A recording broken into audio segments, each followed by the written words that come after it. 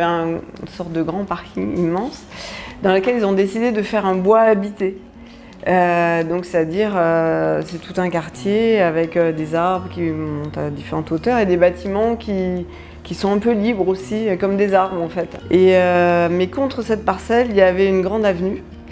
Et donc pour protéger ce bois habité du bruit de l'avenue, ils ont décidé de construire des grands bâtiments. Le polychrome se trouve dans cette séquence-là, donc en interface entre l'avenue et le boulevard, et le bois habité qui est un quartier calme finalement.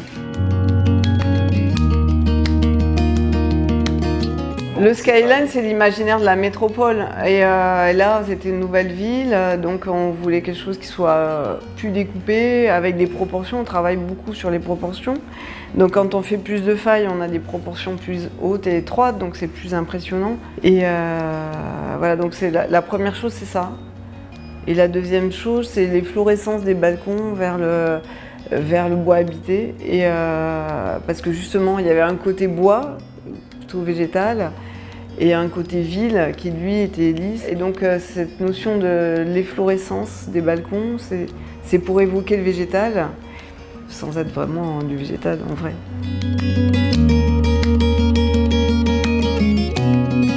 Côté boulevard ouvert, c'est très vertical, plus travailler sur la verticalité, sur une façade plus lisse, avec quand même un travail sur les failles. Donc on lit comme 4 petites tours avec des proportions et des hauteurs différentes.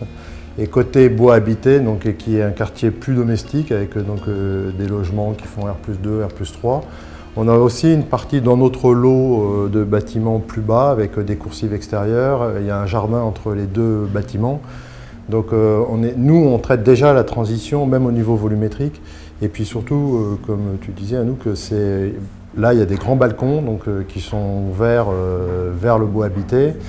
Et sur les pignons aussi, pour amorcer le dialogue avec le quartier bois habité proprement dit, quoi.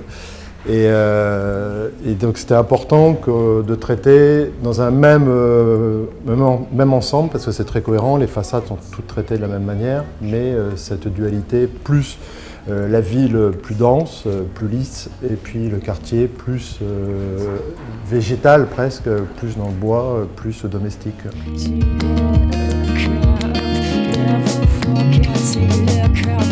La couleur, elle est utilisée aussi, ce ne sont pas des grands aplats, c'est une sorte de pixelisation en fait, parce qu'il y a des panneaux qui sont blancs, des panneaux qui sont noirs, des panneaux qui sont verts. Mais il y a aussi les fenêtres qu'il faut aussi traiter, c'est toujours le sujet de comment intégrer la fenêtre, mais nous on aime bien que ça ne ressemble pas forcément à une fenêtre, donc la fenêtre c'est une valeur de noir, donc pour nous c'est une tache noire, et donc la pixelisation générale des façades, donc de certaines façades, elles sont traitées avec le noir des fenêtres, le vert de certains panneaux, le gris d'autres panneaux. Et puis sur les façades dont on parlait tout à l'heure, des balcons qui eux sont plutôt dans des jaunes. Donc effectivement c'est le bois habité, le côté domestique, on a voulu avoir une couleur qui imite pas mais qui soit juste une évocation des couleurs de la nature en été.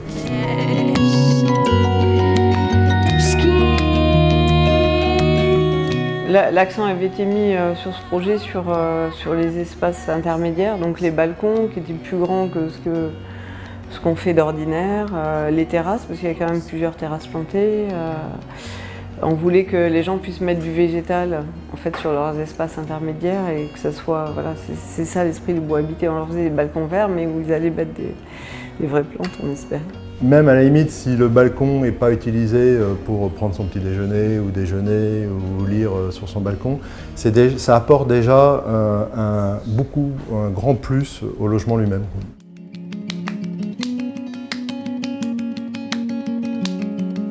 Autant que possible, on a fait des plans à double orientation.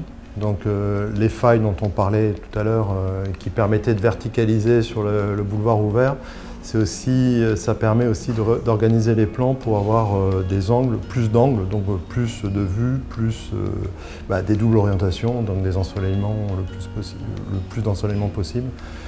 Et tous les plans ont été travaillés comme ça, c'est-à-dire que toujours des séjours d'angles et au maximum des doubles orientations, sauf pour les petits appartements, studios ou 2 pièces.